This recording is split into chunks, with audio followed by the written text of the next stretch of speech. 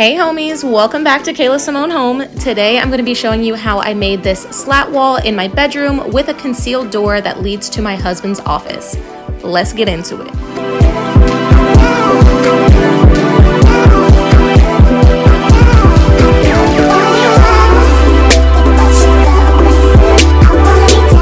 So when we built our home back in 2020, this is what our bedroom looked like. Pretty, decent size, normal bedroom, but we had this very large master retreat section added on to the bedroom.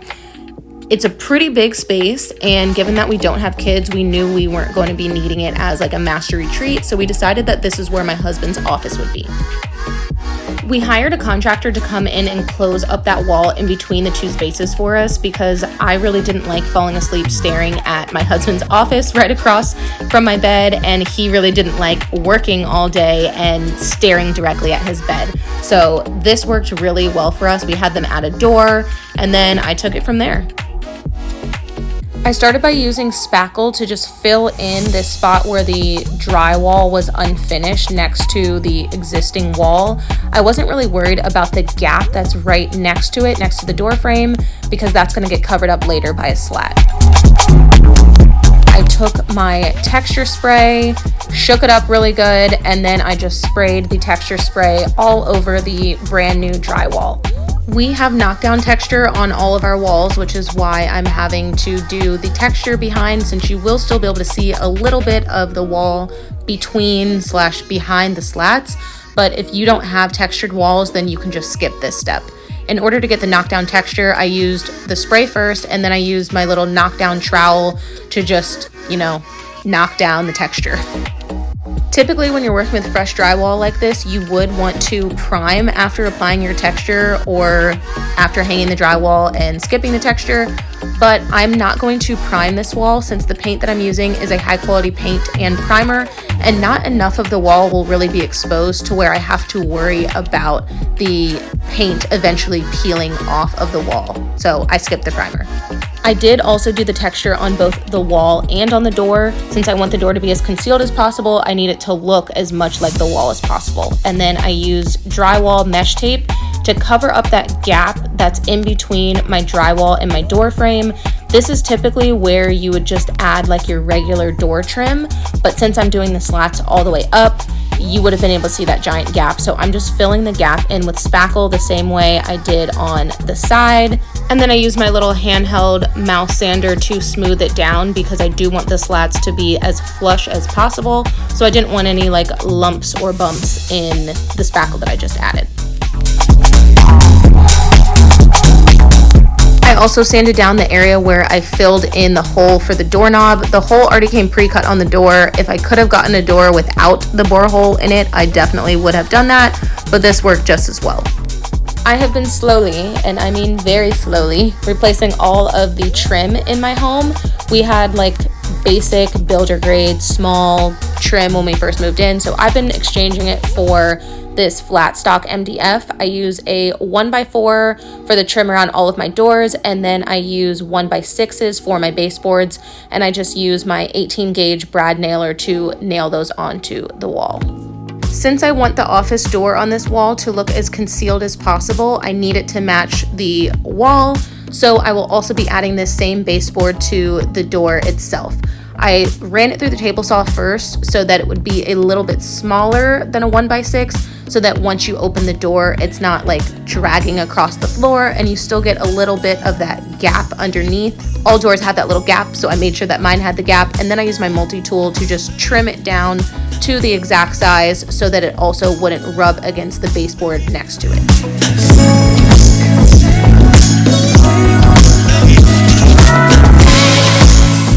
I bought like a million 1x2x8 pieces of MDF from Home Depot to complete this project. If you look closely, you can see that these are actually under $3 each.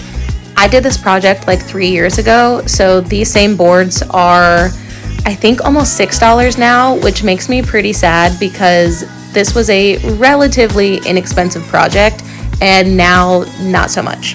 I have a small hatchback car, not like a truck or anything, which is why I had to get these 8-foot long boards, but I actually have a 9-foot ceiling. So I'm going to be cutting these boards at a 45-degree angle to give them a mitered edge on the end so that I can go back and add smaller pieces with them to be able to fill up the entire space from floor to ceiling. Not the best way, but we're gonna make it work. I started applying my slats to the wall starting from one edge of the door. I just nailed in a nail right at the top with my nail gun and then made sure that it was level or plumb so that all of my slats for the rest of the wall would be perfectly straight up and down.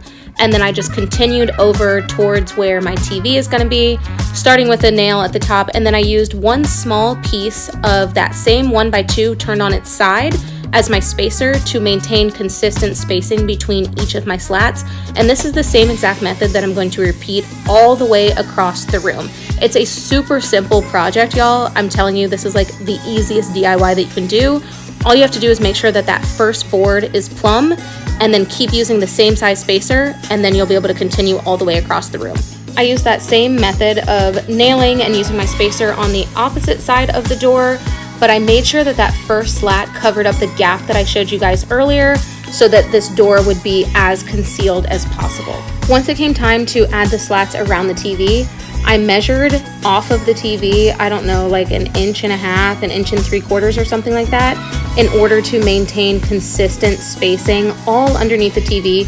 The TV itself is level, but just to make sure, I used my level again and drew a level line all the way across, and then I used that line to apply my slats from the line down to the baseboard. They did have to be cut at like slightly different heights because of differences in the height of my floor. Like, it was very minimal, but I wasn't able to just batch cut them to be all exactly the same size because then they wouldn't line up with that level line. So just keep that in mind when you're applying the slats. If you're framing around a TV like this, you might not be able to cut them all the exact same size and maintain a level line all the way across. So I just batch cut them on my miter saw and then trimmed pieces down when need be.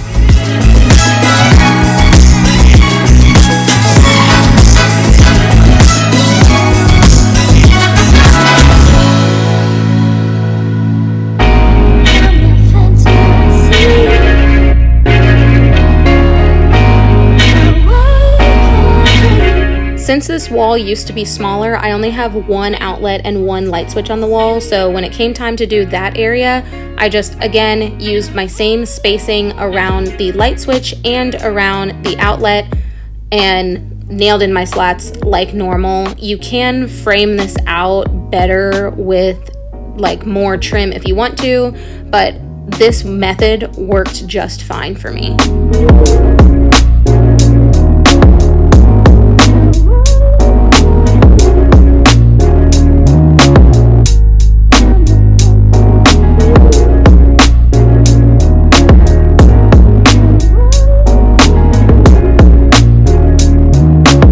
This project required a million cuts on my miter saw, so I cut some more 45-degree angled end slats and then began applying them to the door.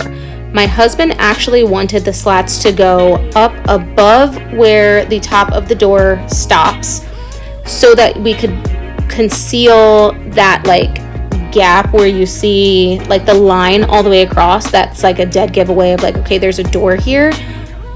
I didn't end up liking it this way. We kept it like this for over a year, I think probably 2 years. And ultimately I didn't end up liking it. So I will show you guys how I changed it later. But that's why you're seeing me apply these slats that are very clearly taller than the door, is because we tried to do it kind of a little bit of a different way. Applying them exactly the same as you guys saw me applying them before, using my spacer, using my nail gun. But in this clip, you can really see how the slats are much taller than the door. I just didn't end up liking the way that it looked once the door was open. It just kind of looked cheap and unfinished because the tops of the slats stayed with the door instead of being applied to the wall.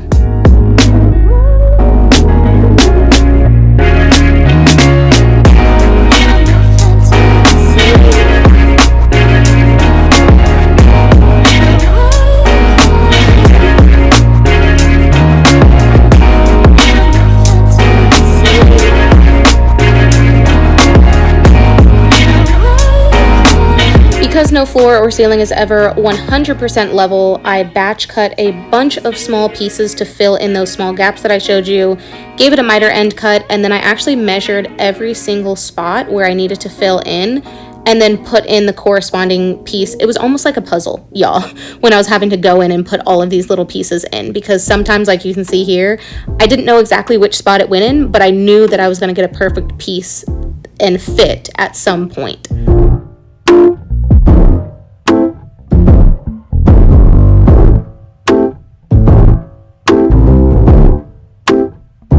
In order to really have that hidden, concealed look like we're going for with the office door, I knew that that meant that we would not be able to have an actual door handle there, because that would be a dead giveaway. So I routed out a makeshift handle out of one of the slats on the door. I just removed one of the slats that y'all previously saw me apply, used my router to route out just a little spot for your fingers to go in. If I had to do this project again, I would have made the handle area a little bit bigger, a little bit taller, but it works. And then since I knew I would not be able to get my paintbrush into that little section after it was applied, I just went ahead and used my paint on the door and then on the inside of the handle area, and then nailed my slat back in place.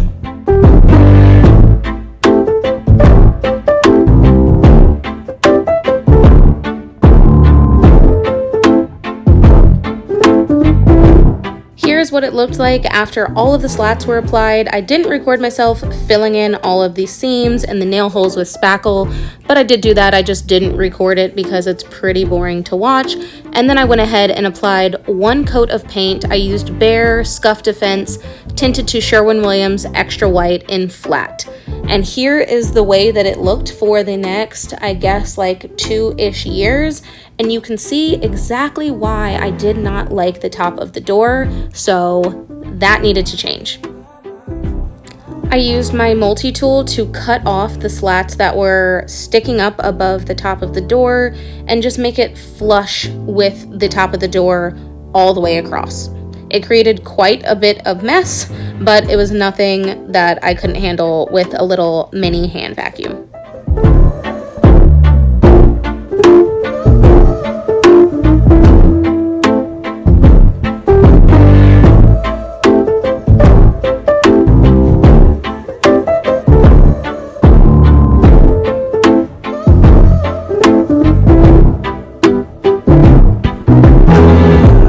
Since this upper section of slats had been previously painted, I went ahead and sanded down the mitered edge so that I could get the pieces that I'm going to add to fill in that little hole right there super flush. And then I also realized that I did a pretty terrible job sanding down where I filled in the spackle the first time around. So that's what you see me doing here. It would have been better to just do this straight from the beginning, but I'm lazy. That's just really what it boils down to. I took all of those pieces that I cut off and just applied them to the little hole. I did not cut them down ahead of time or anything.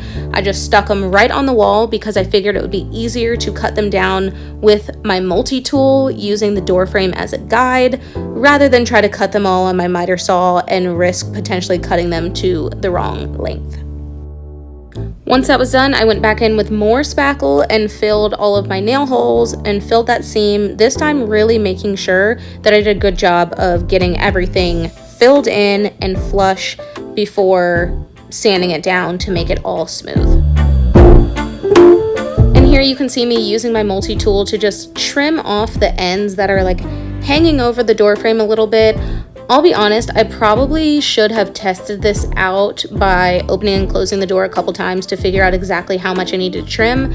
I trimmed everything to just be flush with the door frame exactly, but I probably could have left just a little bit of overhang to conceal the gap a little bit better, but you know what? You live and you learn. That's the whole point of DIY, and honestly, the whole point of Kayla Simone Home. I'm showing you guys how I did this entire project so that you can learn from my mistakes and learn from what I said works for me.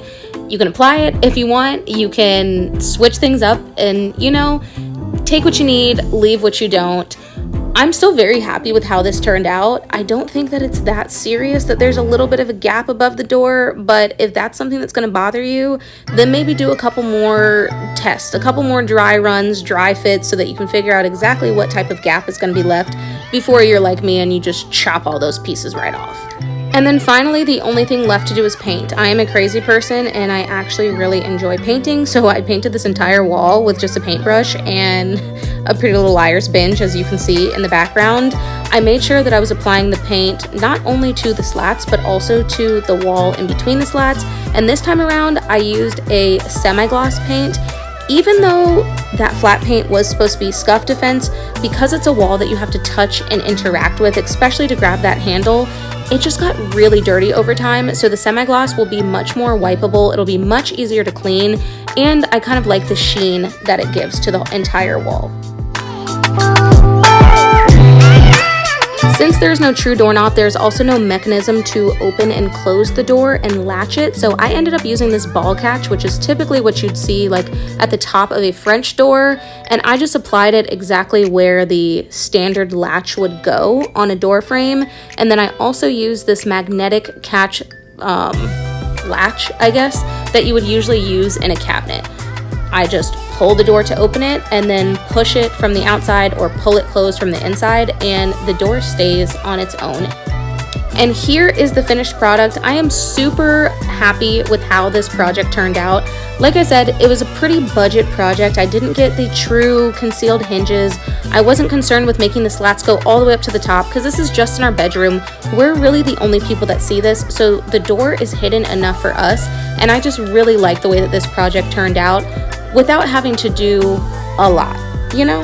Our style is very sleek, very modern, so this provided the exact amount of texture and accent that we were looking for in the room without being over the top. If that's your vibe as well, be sure to follow along because I have a ton more projects where that came from, including how I transformed my husband's blah home office into an amazing man cave that you see right here. I will catch you guys in the next one. Until then, thanks for watching.